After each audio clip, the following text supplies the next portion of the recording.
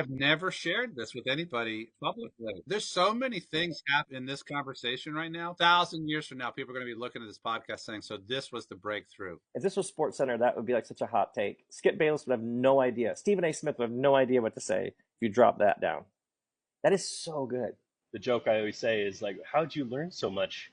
You got to drink a lot. The power of food and beverage to lubricate an environment. Resistance to change is hurting the church. I'm not in the camp that God has a penis or a vagina or a body at all. I'm in the camp that God is a universal spirit. This is the strangest podcast that I have been on. I don't even know what to do.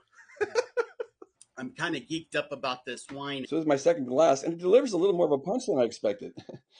So if I get a little loopy, it's your fault. You told me to drink on the show. I will also say, as a confession, I am a lightweight. So I've had like 3 sips of this wine and I'm already feeling it. So this is fun.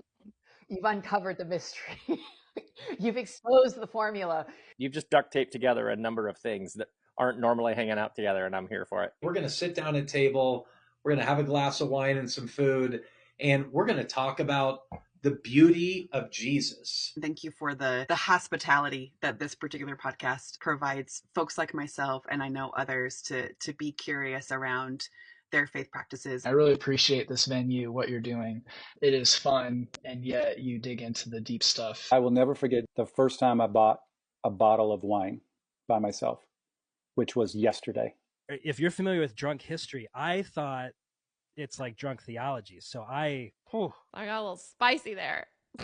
It's the peach wine. I keep going on these tangents because of this peach wine. By the way, drinking this Pinot Grigio at 3 o'clock in the afternoon is making me even more direct in my communication than I normally would be.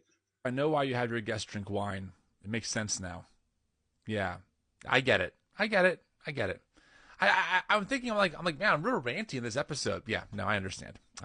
Really unleash the beast.